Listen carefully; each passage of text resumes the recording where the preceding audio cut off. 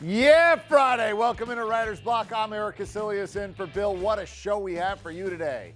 I'm going to take on college basketball in just 2 words, and you're going to absolutely love it.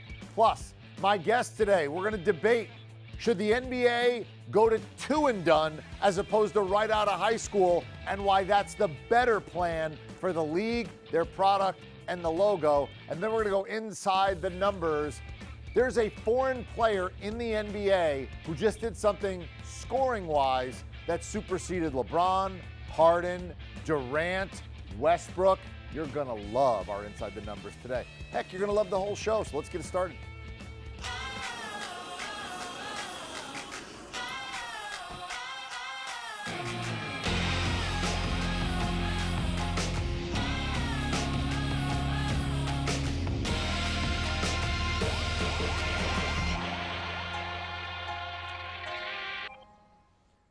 College basketball making the turn. We're getting close. Conference tournaments are going to start soon. Then we'll have Selection Sunday. And then the big dance on the CBS family of networks. It is the greatest tournament in all of sports in all of the world. Sorry, World Cup. Sorry, Olympics. This is the best one. Anyway, so as we get ready to get going for real in college basketball, let's take a look at all the big players and teams and coaches and do it 2-word style. First up, I'm going to go with Zion Williamson, and my 2 words here, flat tire. We saw what happened, right? Remember when you were a kid and someone stepped in the back of your shoe and it sort of went under your heel, and that was called a flat tire, and it was sort of a pain in the you-know-what, and you tried to get it back on, you weren't sure what you were going to do, right? All of a sudden, Zion Williamson this week, 36 seconds in against Carolina, blew out a shoe. Essentially like a high-profile sports car getting that flat tire. And now he's got to decide while he's in the shop for a little while and he's in the pit crew working on him, is he going to get back into the race? You've seen it. Sometimes in NASCAR they get back in the race. Sometimes they fold up the tent and call it, and that's enough. I'll be very interested to see what he ends up doing. Next up, Gonzaga. My 2 words, Kennel Club. That's right. Gonzaga, the Bulldogs, you know where they play? At the Kennel. That's what they call their arena. One of the great nicknames in all of sports arenas. And you know, when you see a Kennel Club, right? There's a lot of barking, it's loud, and you go, oh, look, that's cute, oh, cute. And you think about maybe I'll adopt one of those. Well, is Gonzaga cute enough for you to adopt them and think that they can actually win this thing? That's really the question. We've seen them go to the final game on Monday night where they lost to Carolina in a game that was very strangely played with some foul calls, and probably Gonzaga should have won the game. But can they close the deal this year? Is this their best team? We're going to find out, because we really don't get a lot of that conference testing that we see in, say, the SEC or the Big Ten or the ACC. Speaking of the ACC, next team up, Virginia. My 2 words, 6-shooter, right? They're bringing a weapon to this fight here, and it is a 6-shooter. And I use the word 6. That's the key thing, because if Virginia doesn't win 6, this year is a failure. Getting to a Final Four, Getting to the second weekend, Getting to Monday night, Remember, they were the number 1 team in the country, not just the 1 seed, the number 1 overall seed, and they got housed by a 16, UMBC. Remember, famously, the point guard's dad from Puerto Rico had a giant fat head of his kid's head running up and down the aisles. They're making shots. It was awesome.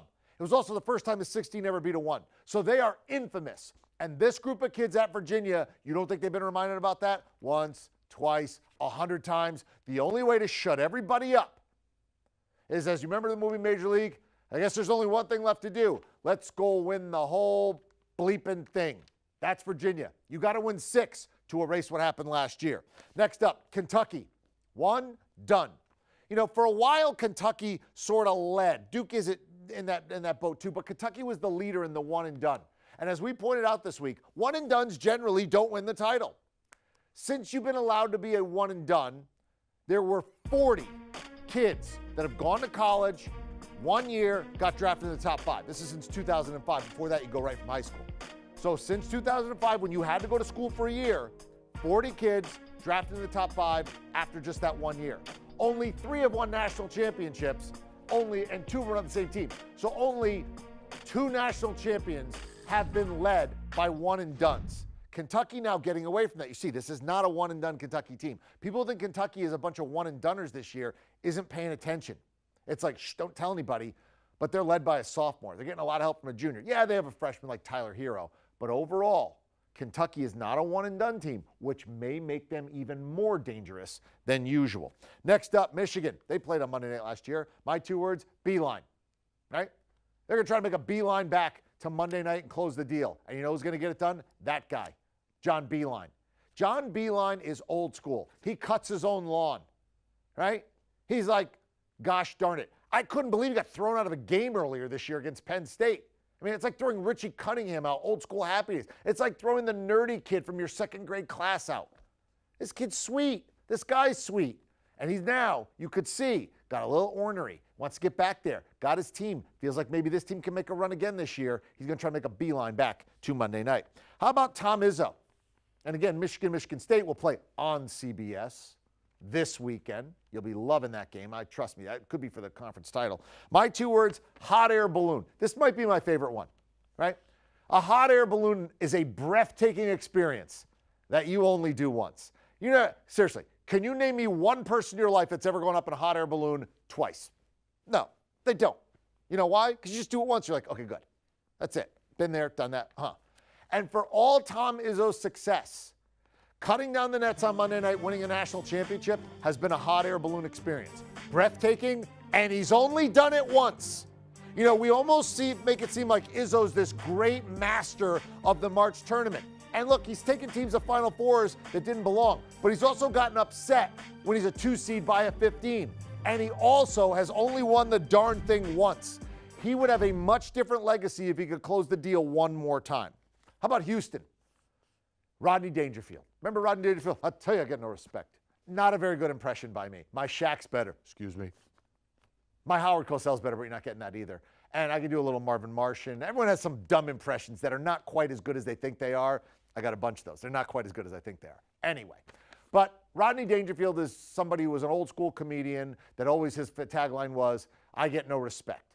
Well, Houston's the only team in the country that has one loss. Everybody else has more than one. Just Houston.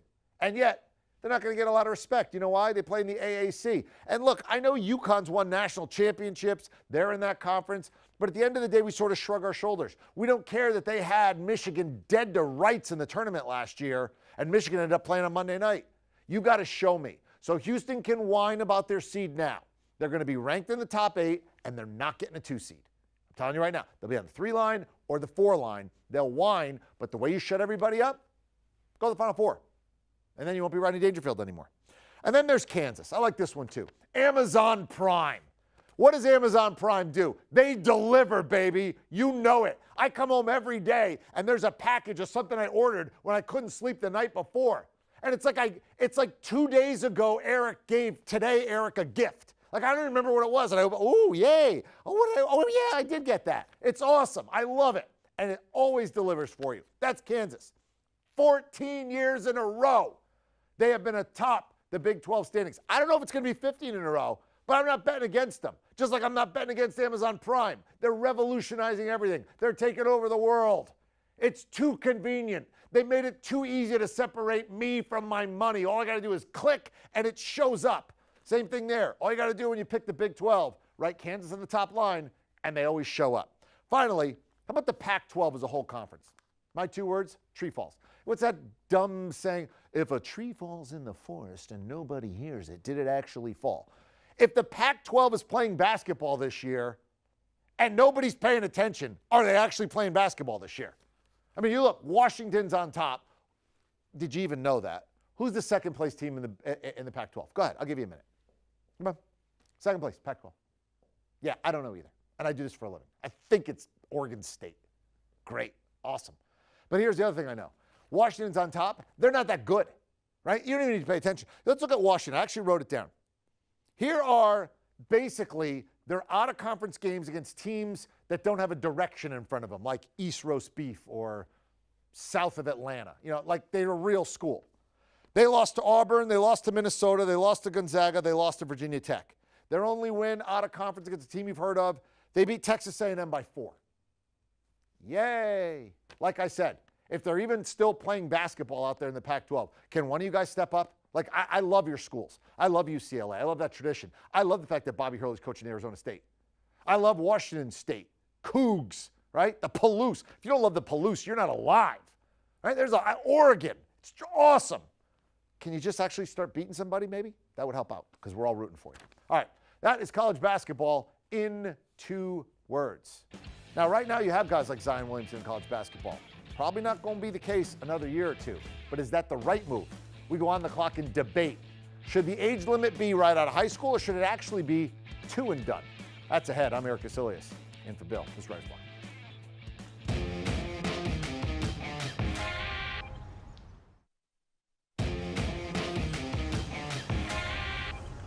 Back in on Writer's Block, I'm Erik Kuselias in for Bill.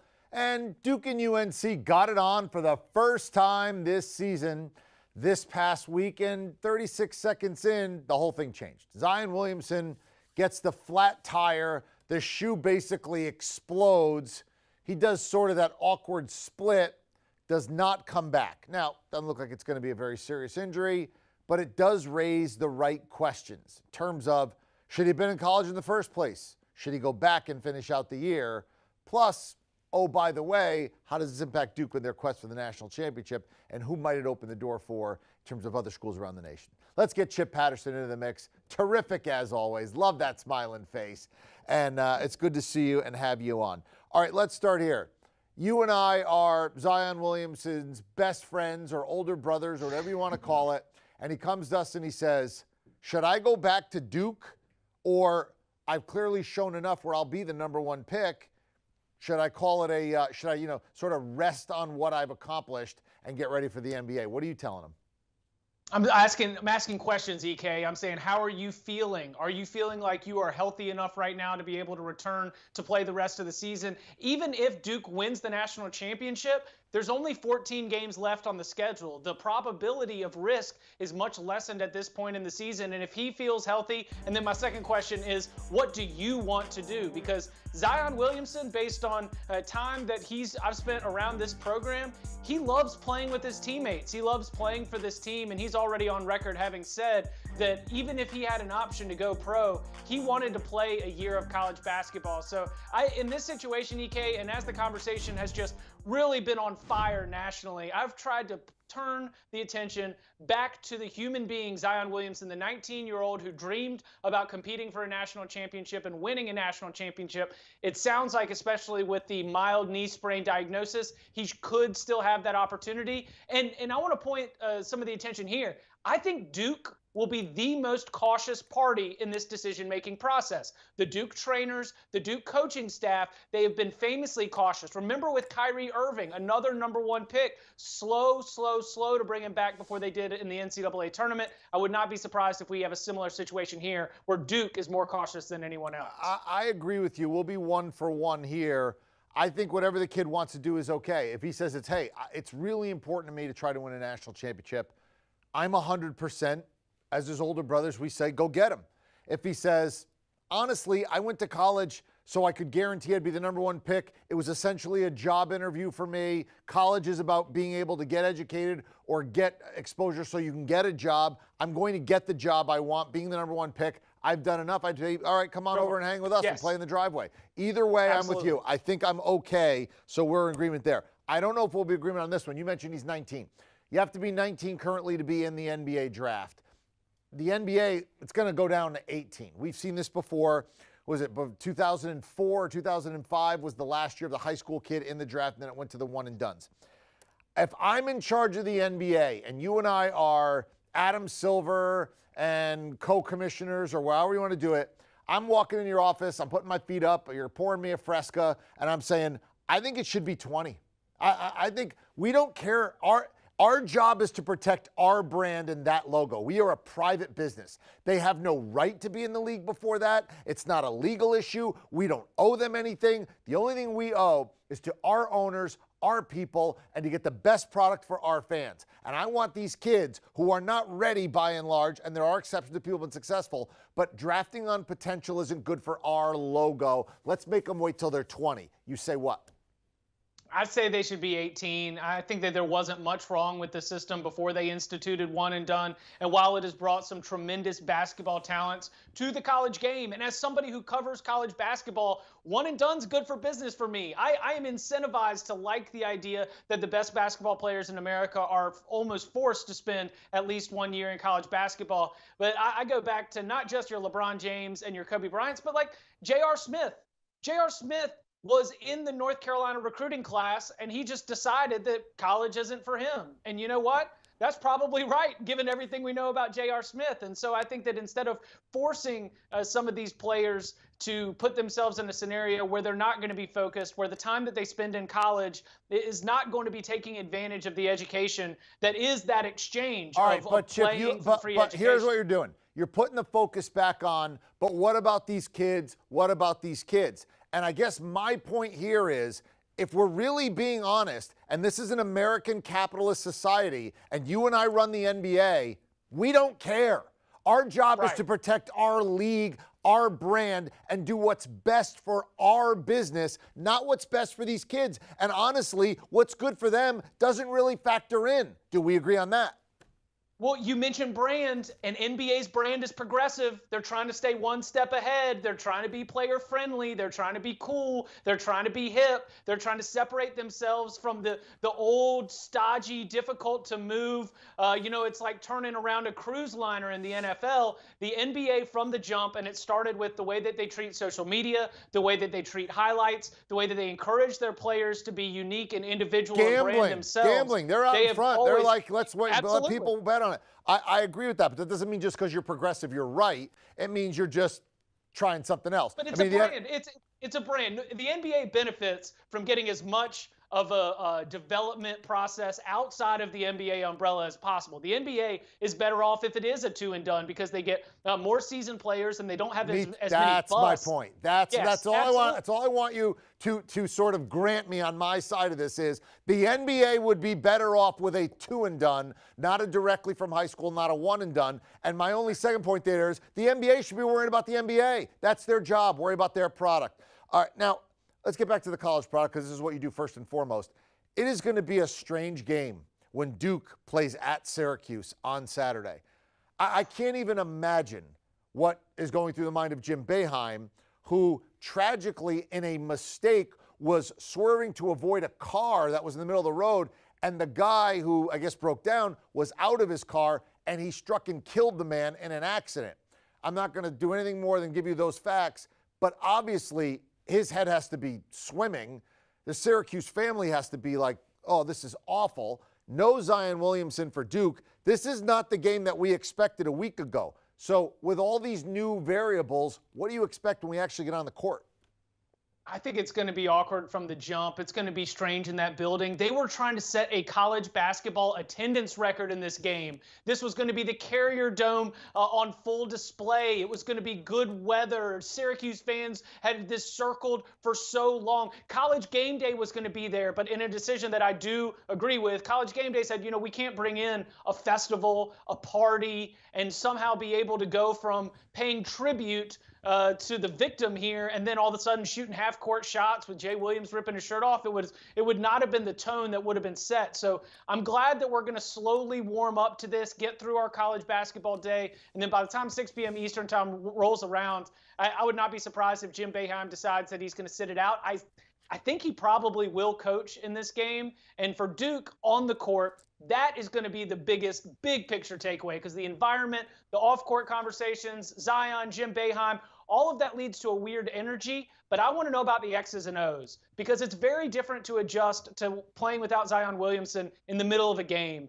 When you have 2 more days for Mike Krzyzewski, the GOAT, the winningest coach in the sport, and that staff to be able to figure out how they can highlight R.J. Barrett and Cam Reddish, create spacing on the floor in ways without Zion Williamson, I think that seeing that Duke team, seeing how Duke plays in that game without Zion Williamson, it will be a much improved Duke team. And that's really going to be my measurement here. I'm not expecting Syracuse to pull the upset. I think with everything hanging over that town, it's difficult to imagine that this is going to be some heroic moment for the Orange basketball program. But I am notepad out, taking a lot of copious notes because Duke can still win the ACC championship. Duke can still get a 1 seed in the East, and it's really going to depend on how they respond down the stretch without Zion. I remember Syracuse has already beaten Duke this year. Jim Boeheim, as you mentioned, is going to coach, but obviously he's got to be thinking about, what do I actually do? Nothing you do feels right in those situations, whether you're covering it as a media member, whether you're in charge of how do we handle this in the arena. No matter what you do, it doesn't quite feel perfect or right. Last question. I got time for you to give me a 1-sentence answer.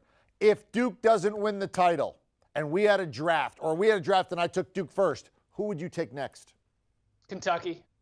And I'm assuming that Reed Travis does make it back to full health because that's a huge part of it. But I think Kentucky's shown all of the pieces. And this could be a blessing in disguise. Nick Richards was once one of the top prospects in the country, and he's going to be asked to do a lot with Reed Travis out in the next 10 to 14 days. If Kentucky gets even bigger and deeper and stronger between now and March Madness, I'll take the Wildcats. There you go. Chip Patterson, excellent work as always. Thank you so much for the time, bud. Let's talk again soon. Thanks, EK. All right, straight ahead. We're going to go inside the numbers. I'm telling you, you're going to love this. We have a guy that you can't even pronounce his name that just passed LeBron James. He just passed Kevin Durant, James Harden, basically everybody. And it deals with scoring. That's next. I'm in for Bill's Writer's Block.